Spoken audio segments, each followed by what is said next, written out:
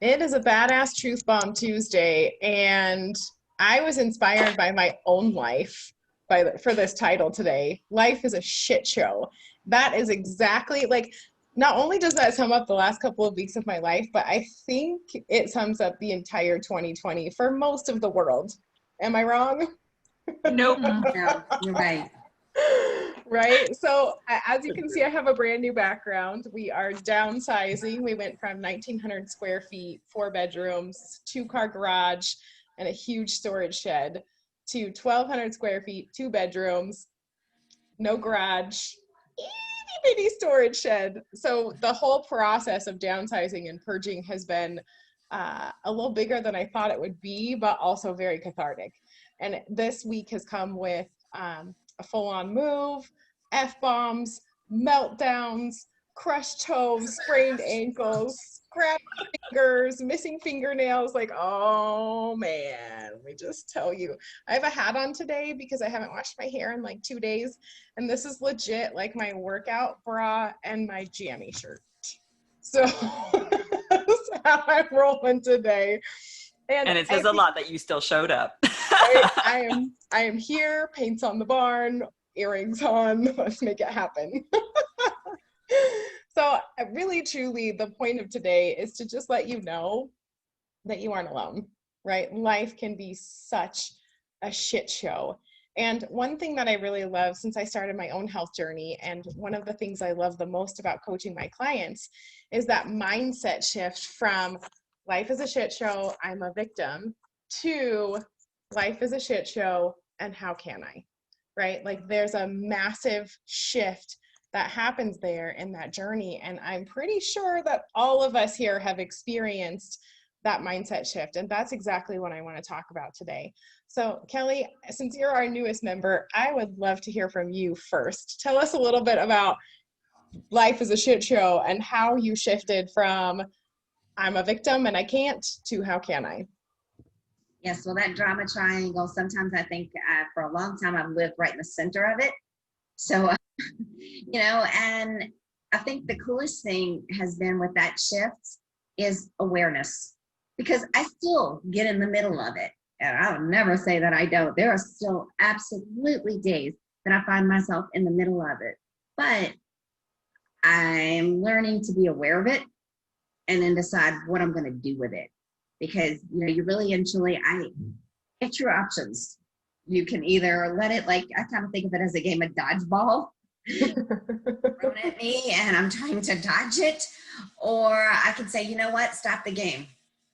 Unless balls to each other, whoever they know is on the other side, and I'm going to step away. And I have that right. A couple of things. I worked with a professional development person over the last year, and there was an important word I used to use all the time. I have to do this. I have to do that. I have to do this. And he would say, do you have to? Really? And I'm like, yeah, I got this, and this to do. I have to do this. He goes, no, that's a choice. You don't have to. And I actually made an accountability to my boyfriend when this first came up. And I said, okay, when those words come out of my mouth, please stop me and make me aware, because I wasn't. So that's been a huge shift. And it's all of a sudden, it's very empowering. Yes, sometimes there are things that I must accomplish and get done, but I'm making the choice to do it. And then when you make that choice, they don't feel as for word to say. So, getting you stopping, do the stop, challenge, and choose. We've learned it all the time. I tell my my clients, I probably use stop, challenge, and choose more for daily life than I use it for, nutrition choices. Yep, I would agree. I will easily, a lot of times, and this is a really weird analogy, but one of the things when I was studying with all the personal development, this coach made me picture what an attic looked like, which is you open the door and everything is just rolling around, just flying in that attic. Well, you can jump in there and jump in that rat race, or you can close the door and say, you know what, I'm gonna let that stuff settle down a little bit. And then I'll go in there and start piecing apart. And sometimes my brain feels like that, especially when it's in a shit show. When things are coming at you, taking that step back, but the first step in that is being aware that coming at you. A lot of times we tend to go in reaction response mode, like fast way, again, dodgeball, catch the ball, move side to side, all that kind of stuff is a reaction. And that's a quick reaction. And sometimes it may not be the best reaction. We have other shows that happen as well. Yeah, like me yelling at my kids and my kids yelling at me and then all of us cry hugging. Right, That kind of exactly. shit. And you're like, okay, then nothing got accomplished here. Wasn't a good day. Or, I'll make less than optimal choices. I will begin to binge on stuff when that happens. So it's first is awareness and then deciding, okay, really, can I stop this? Can I suspend what's going on? Do I really need to absolutely respond to that email right then and there? No. Yeah. I make that choice. So it's empowerment, but awareness first. I love that. Well, something that I heard you say was that whenever I catch myself using the language, I have to. Do I really have to? Because I think have to is us putting pressure either on ourselves or allowing pressure to be put on us by somebody else. And when we say have to, it's usually something we don't actually want to do, right? Like my daughter, I have to do homework. Yes, baby, you have to do homework, right? And I get it. Like, I hated homework too. And how can we, right? Because you are not a victim of that situation, and how you choose to respond to it and how you choose to react to the fact that you have homework is in your control. The fact that you have homework, not in your control. So we're like refocusing that energy. Like, yeah, your to-do list is a shit show today. There are like 10 homework items. It's big. You hate homework. Got it. And how can we? Right? And immediately when you put that word choose in there, all of a sudden it takes the sting out. It does. It like activates your superpower, right? Like at any moment we get the superpower of choice, whether that's how we choose to stop the dodgeball game and take a little time out, which was me the other morning, right? Like there was barely walking space through here. I had no idea where anything was, but I found a blanket, I found my coffee mug, I found my chocolate protein, and I found my life book at 5:30 in the morning. And I was like, I don't have to do any of this. I choose to sit down and enjoy my peaceful morning because I know that lid's going to come off as soon as everybody wakes up, right? Yes. One of the things we had talked about was like, what are some things that you have to do? And I mean, I was thinking, I'm like, okay, I have to stop the red light. He said, no, you don't. He said, no, there's a consequence if you don't. And same thing with homework. No, it doesn't have to do it. This could be a consequence if this activity is not completed. That's a choice. Yep. Totally changes how you look everything. At well, I love that saying. I can't remember where I heard it, but the woman who was doing the podcast episode was talking about how we always have the power of choice. We never get to choose the consequence. Once we have made the choice and followed through with the action, we get to reap that consequence, whether it's positive or negative, right? But we don't choose that consequence. We choose the action that then leads to the consequence. So that's an amazing perspective as well. Kelly, I love that. Good stuff. Good stuff. Megan, I know you know all about shit shows. Gosh, healthcare during the COVID. Hello. Yes. And being the food source for a lot of people, that was very stressful. And I agree with like what Kelly said. I'm a reactional person. So, and I just feel like, and that analogy she had about the attic, that is really good because sometimes it does feel like stuff's just swirling around and you just gotta say stop. So, I've really been struggling with other people's behaviors lately, and I find myself stressed out and like worried about stuff like 5 years from now. Probably won't even know their name, probably won't even care. And that's what you need to, it's good to focus on that. So That's a good mindset shift from I'm reacting and in the drama versus how can I? I can get out of this by asking myself the question, is this even going to matter 5 years from now? No, and I've had to, and like the stop challenge choose and do that too as well. I mean, you find yourself and you just, your blood starts boiling and you're just like, this is not me. This is not my Mm-mm. jam. This is Mm-mm. not, and there's other people are toxic and they get a bang out of this stuff and they live to just push, push, push. And it's a bad deal. I feel bad for those folks because I mean, and the other thing too is even amongst this huge shit show, okay, cuss word, um, uh, we have such a positive community that I just feel myself, it's like a magnet. I'm like, I want those people. Take me to those people. Get me away from those people. You know, let them sit and wallow and all that stuff. Stay in their attic. Stay up there. But take me to the positive people.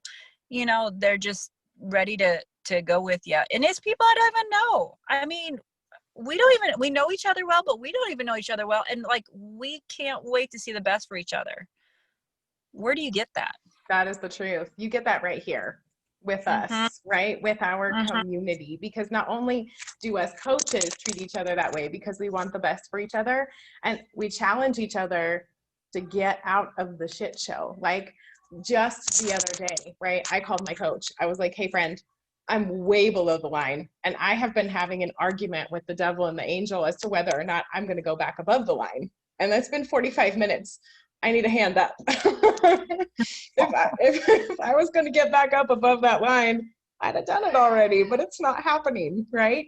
And she was able to say, okay, like what happened, right? And she asks me the valuable questions that lead me to my own conclusion so that next time I'm empowered to climb above the line, right? And that's the culture that we create for each other, is we don't deny that life is a shit show, because the truth is there's always something, right? A sick dog, a sick kid, a family member passes away, you move, somebody loses a job, like freaking COVID, right? For crying out loud. There are a million things in life. And it is really, if there's one thing that life is amazing at, it's at throwing really hard, fast curveballs, right? Really hard, fast ones. And if you walk through your life reacting to all of those curveballs and playing that dodgeball game, when do you ever get the opportunity to live a life that matters most? And that's what we do in this community, right? We don't pretend that life is not a shit show, but we say, hey, friend, you don't have to live in that. Take my hand, right? Marcy, I know that you have taken hands and you have shifted from I'm a victim to like, no, I'm doing this. I'm the dominant force. How can I? Yeah. And it's not been an easy journey. And honestly, I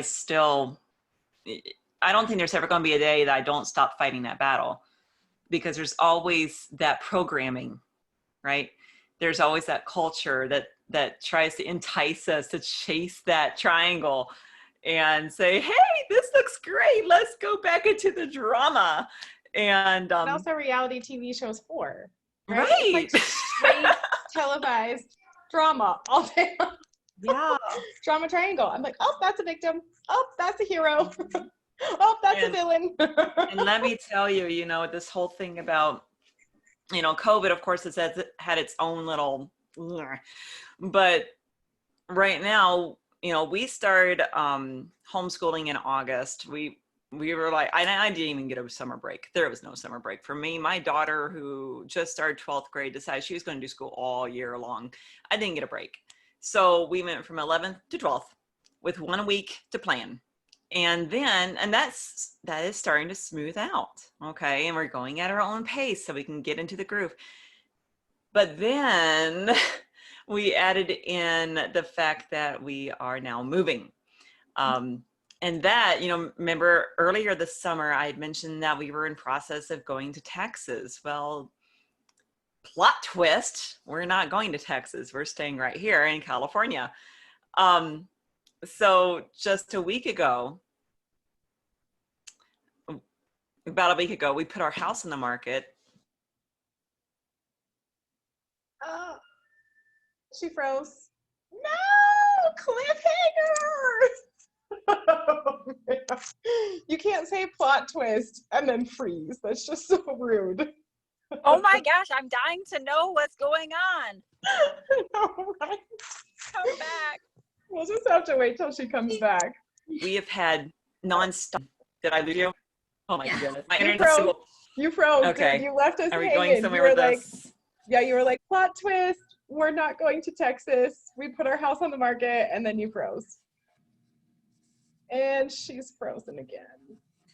All right, so we are just gonna have to wait for Marcy to come back. Yeah, she's gonna log out and come back in. But really, truly, I think that the biggest takeaway from today is the fact that life is going to throw you curves, right? And the plot is gonna twist a million times. The question is, do you want to continue getting sucked in and being a victim and reacting? Or would you like to do it a different way? Because the truth is, with all of these curves that life has thrown at me this morning, I was on my call with my aligned mastery coach, and she said, you know, tell me about something that has really kind of sunk in since you've been doing the work. And I started bawling. I was like, I'm standing here looking at this humongous mess, and I'm in absolute awe at what my family has created, because we are making humongous shifts so that we get to live a life in our values. All of these things that we are doing is setting us up to live in our highest values. Less stuff, more travel, more connection, more creating. And I just started bawling, and I was not expecting that, right? And like, yes, there's been a massive upheaval to take that step. And that shit show has a purpose if you choose to ask, how is it serving me? And right now, this massive shit show is creating the future that we all desire, which is super, super cool. Marcy, you're back. We heard you say, plot twist, we're not moving to Texas. And then you froze. And we were like, okay. My computer internet decided to kick me out of the video, so I had to go to my phone. But yeah, I mean, so we're not moving to Texas. The plot twist was that, and this is the frustrating part of that, and what really just like got my brain is we went through all the effort. We did all the things. Matt got his nursing license in the state. I mean, we paid money for that. We went out there for a week as a camping trip. We spent good money looking to this option, and we thought that was the path. And then there was a plot twist, and the doors were just not opening. And I'm like, and I'll be honest, it really affected my mindset. It really did, because I was so sure, you know. And it was almost like God was like, hey, you know, this is kind of like a test in the water. It's like I was trying to test where your brain was and what you were going to trust. Are you going to trust your own instinct, or are you going to trust me? And that's how I see it. And so we found a different house that popped up, you know, and all those doors have been working great. But girl, in a week, we had 10 showings. 10. Yeah, we had 13 in 3 12 kids, days. I feel you. 5 dogs, and 2 cats, and trying to get everybody. You can imagine the chaos every day. Move the zoo out. Yeah. Oh, so girl. we did it, you know, we did it. We trusted the process, and my husband's like, when is it going to stop? I'm like, just get the house under contract and we can slack off a little bit. So we got the house under contract though. And so, you know, now the plot twist is, hey, you're moving in a month. Mm-hmm. You know? Yeah, so you're not far behind me. You're hot on my heels, aren't you? Mm-hmm. Okay, so yeah, you call me. You call me. By the time your world's falling apart, mine will be settled in. So yeah, I'm here for you. yeah, thank you. Because You're I'll welcome. tell you what it has done to my habits. You know, this has really, really, really been putting pressure on what matters most to me. This is stressful to me. I like my routine. This is breaking my routine. Mm-hmm. And I'm like, my brain is just constantly thinking. And so how I normally default to stress relief is the pantry. Yep. So it's been a challenge, and I'm like, girl, you got this. You got this, right? Life is amazing at throwing curveballs, and it sounds like life threw you a hard, fast dodgeball, and you caught it, and you're like, I don't think I'm gonna throw this back. Yeah. I got a plan. Let it go. We are not visiting the pantry, right? And That's the right. other thing about those curveballs is the fact that what it does is it puts you in a moment where you feel out of control, right? Yeah. Like the baseline of that is I feel out of control. And so That's what true. can we control, right? If we, again, flip, how can I? So refocus on what you can control. And at the end of the day, I can always control how much water I drink. I can control the time I go to bed, like 98% of the time, right? I can control the food I put in my mouth, right? So Yeah. those are all simple things. I can control who I choose to reach out to support me in those moments, and choosing those people strategically so that I know I'm going to get what I need, right? Yes. I It's just love like that. making the bed thing I'll tell you what this whole thing has done for me in my bed making abilities. It has reinforced that habit because I had a horrible, like almost non-existent habit of making my bed every morning, and getting up earlier in the morning. And I'm like, I'm having to do these things now. I have no choice. I have to do it, whether or not I like it. I still have to. Yep. And now that we've completed the house under escrow thing, now it's like, well, do I slack off of making my bed? Nope. I love I having it need so to pretty. instruct that, I found out, I've learned this about myself. I don't know how you guys are. I'm a melancholic by nature. I thrive in discipline and structure. I thrive in it. I hate designing it. I want everybody else to tell me what to do and I'll follow it. So learning how to make my own calendar my boss, woo! I was like, I don't want to put things on the calendar. I just want the calendar to tell me. But I have to put things on the calendar. So that's Help been, me help you. Your that's calendar. right. That's amazing. That one-on-one. That's what you can pull away from this is, and that's honestly what I pulled away is it hard to make my bed every morning? No, not physically, mentally. It really is. Yeah, I'm designed to do the hard things. I'm designed for it. That's what I'm made for. Oh, we all are. We all are. And life is designed to give us hard things so that we grow, right? Because we do not grow unless we are given challenges. Muscle. Come on, you gotta build that muscle in the hard stuff. Absolutely. I love that. So if you are feeling like your life is a total shit show, we see you, we hear you, we feel you. We're here for you. And if you want a hand, just reach out to us because we would love to invite you to our community, a place where you can plug in, be supported, have some positivity in your life, and just know that you don't have to live that way. If you don't want to live that way anymore, you don't have to. And we're here to help you out. So much love, you guys. That was an amazing, badass Truth Bomb Tuesday, and we'll see y'all next week.